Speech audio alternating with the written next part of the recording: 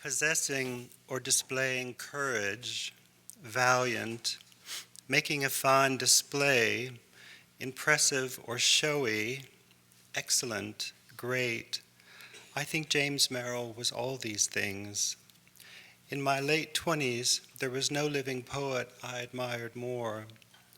I met him at the home of David Cowstone, the literary critic whose graduate seminar I was enrolled in at Columbia University.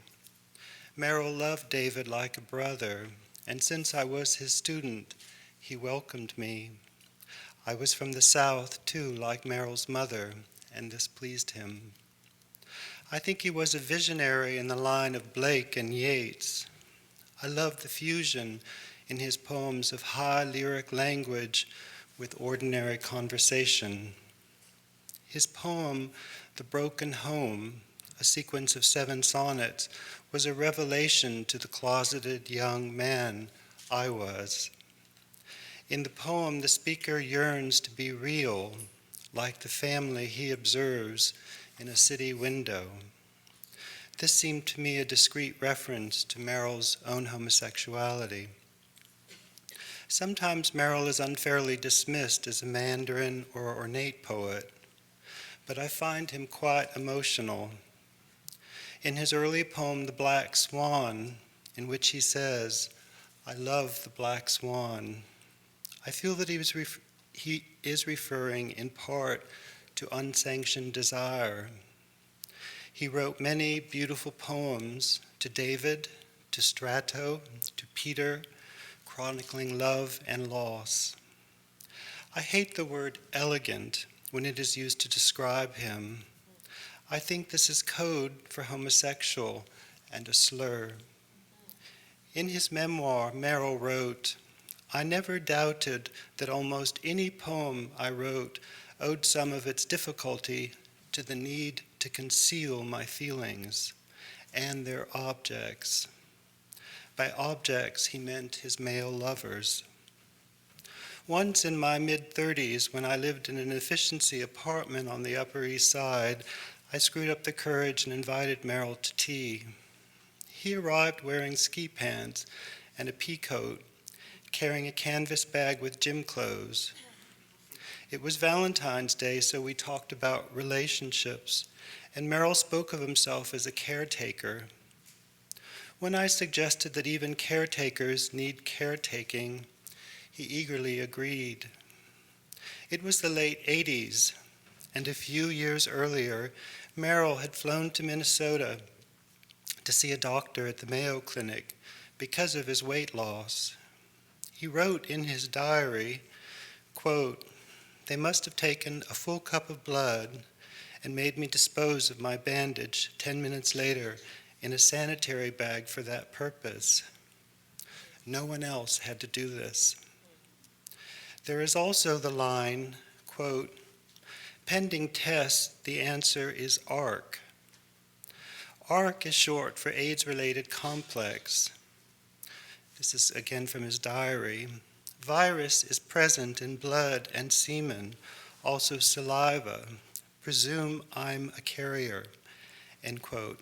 Merrill jotted in his notebook, where he also practiced speeches to his own partner. Quote, "I will not insult you by observing that you are free to leave me, that we are free to leave one another." And he wrote some lines of verse to the beloved in his notebook. Quote, "After long years of celibacy, I welcomed you into my life. 15 months later, this, no ripple of astonishment. What face should death wear if not that of perfect love?" He told only 4 friends about his diagnosis, and it would be years before he could tell others. Quote, "Pending tests, the answer is ARC." That is as close as Merrill ever came, stating explicitly in writing that he was infected with HIV. He lived in silence. He didn't want to be treated as a sick person receiving agonizing expressions of sympathy.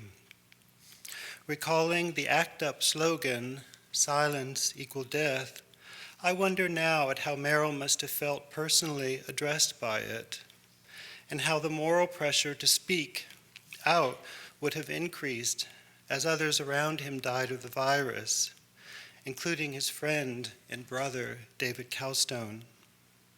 To me, his silence was heroic.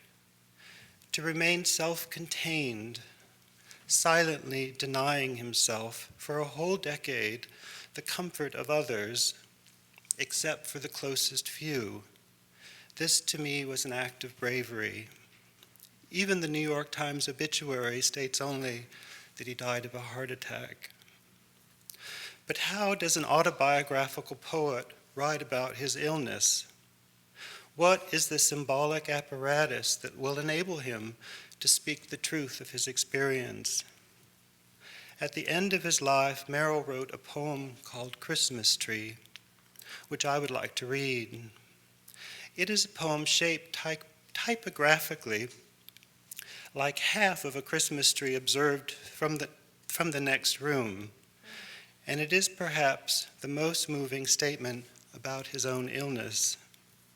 In the poem, the tree, Merrill, gives its account of having been brought down from the cold mountain and kept warm under the spell of human love, and even cherished too. But now the tree must prepare itself for what lies ahead, the final stripping, the cold street, the chemicals, and the plowing back into the earth. Yet there is no bitterness, no dread. The last lines of the poem seem to me especially painful, painfully brave. So the poem is called "Christmas Tree," and try and imagine it's a concrete poem, half of I think of those Charles Birchfield paintings.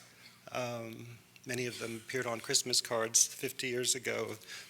Christmas tree observed from the next room, sitting at a desk looking at a Christmas tree. To be brought down at last from the cold, sighing mountain, where I and the others had been fed, looked after, kept still, meant, I knew, of course I knew, that it would be only a matter of weeks, that there was nothing more to do. Warmly they took me in, made much of me.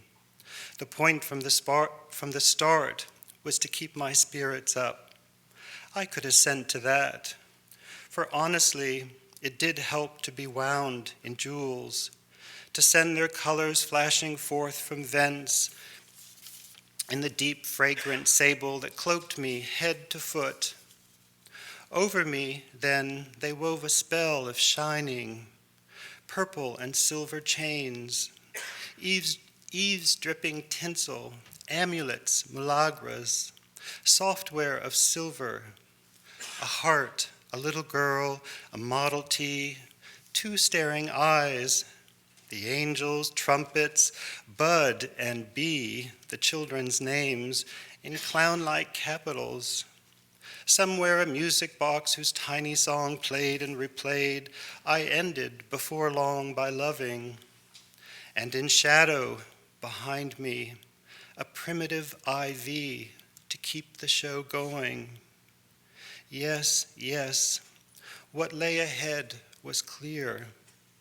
The stripping, the cold street, my chemicals plowed back into earth for lives to come. No doubt a blessing, a harvest, but one that doesn't bear, now or ever dwelling upon. To have grown so thin, needles and bone.